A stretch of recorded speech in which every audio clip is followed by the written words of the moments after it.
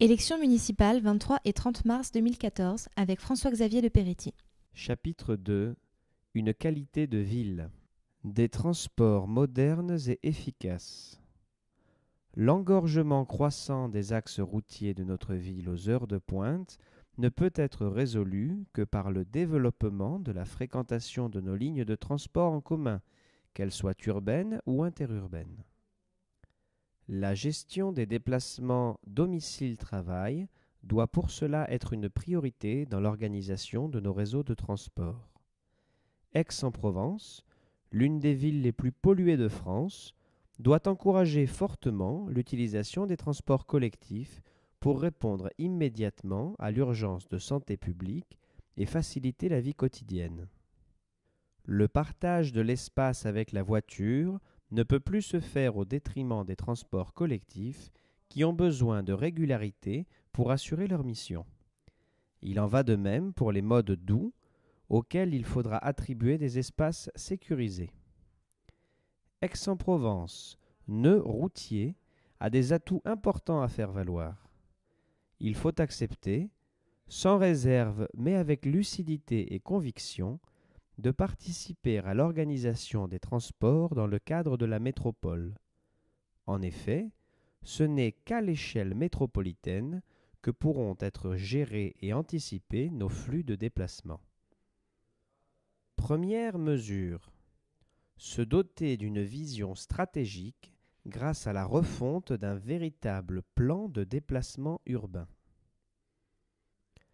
Deuxième mesure.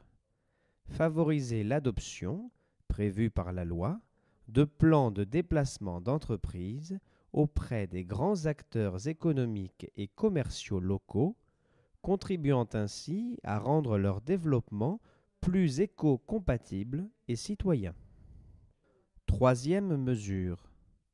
Adapter, en se basant sur un bilan préalable, le fonctionnement du réseau de bus afin de retrouver une efficacité pour les usagers et sans surcoût. Quatrième mesure. Participer activement à la mise en place du réseau de transport métropolitain et entamer un dialogue sur de nouvelles solutions pour la mise en œuvre d'un transport rapide entre Aix et Marseille. Cinquième mesure. Soutenir activement la réouverture de la ligne ferrée Aix-Rognac grâce au financement par le contrat de plan État-région et la participation de Réseau ferré de France. Sixième mesure. Défendre la création, en partenariat avec la région dans le cadre du plan Campus financé par l'État pour 250 millions d'euros, d'une halte ferroviaire aux facultés permettant une réduction du temps de transport entre Aix et Marseille. Septième mesure. Construire une liaison entre l'A8 et l'A51 pour en finir avec le trafic de transit sur le Jas de Bouffan. Nous y parviendrons par un cofinancement avec l'État, les collectivités locales et Vinci. Huitième mesure.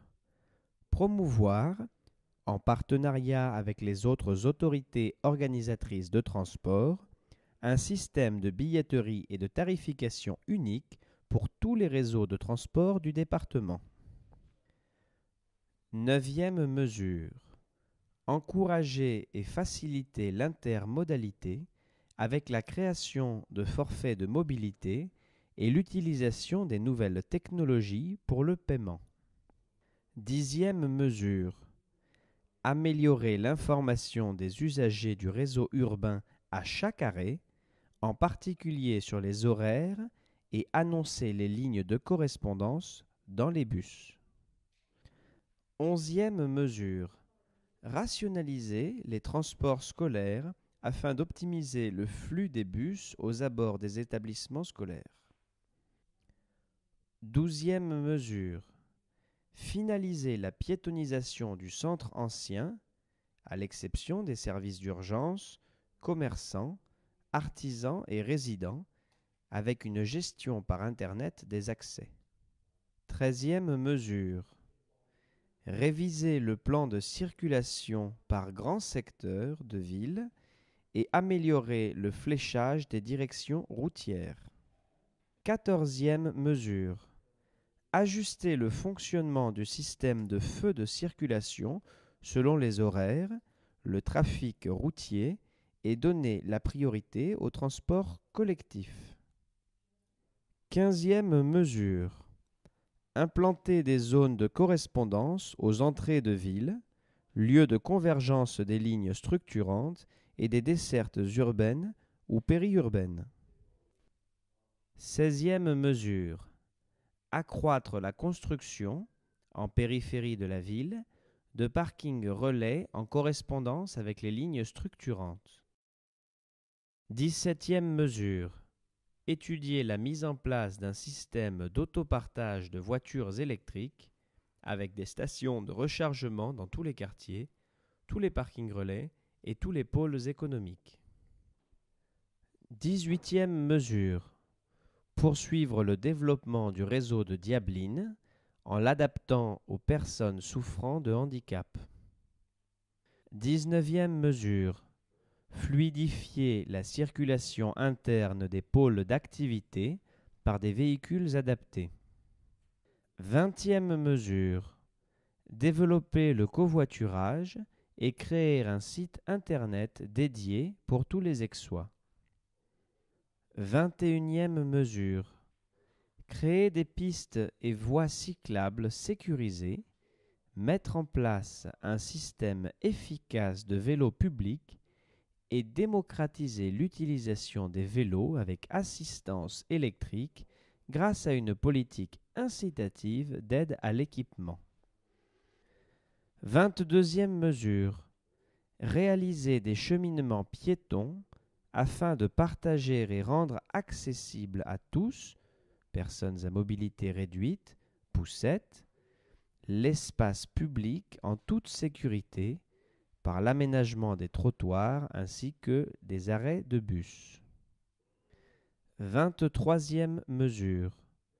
Réaliser plusieurs plateformes de logistique et de distribution ainsi qu'un service organisé de livraison en centre-ville par des véhicules propres ou partagés.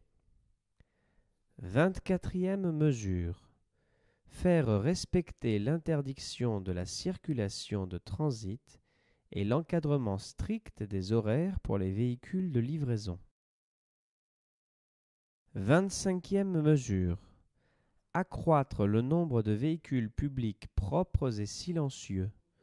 Remplacer progressivement la flotte de véhicules publics fonctionnant au gasoil par des véhicules électriques ou au gaz, comme les bus ou les voitures de service.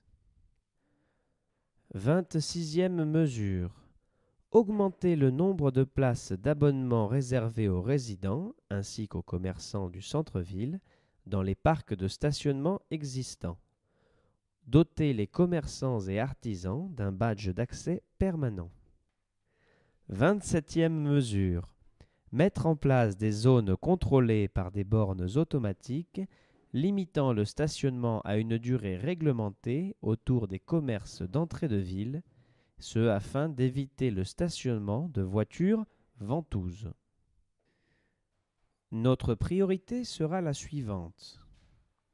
Afin de résorber les problèmes de circulation et faciliter les déplacements domicile-travail, nous mettrons en place 2 lignes structurantes en site propre. Une faisant le lien sur l'axe est-ouest entre le Val Saint-André et le Jas de Bouffan, et une autre sur un axe nord-sud. Sur cet axe, la ligne permettra de desservir notamment le centre-ville, la Pioline, le pôle d'activité des Milles et la Durane par des moyens adaptés, comme le bus à haut niveau de service ou le tramway si les études s'avèrent favorables.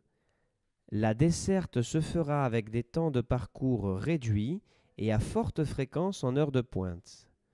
Pour la création de ces lignes structurantes, nous préconisons des cofinancements entre l'État et les collectivités locales.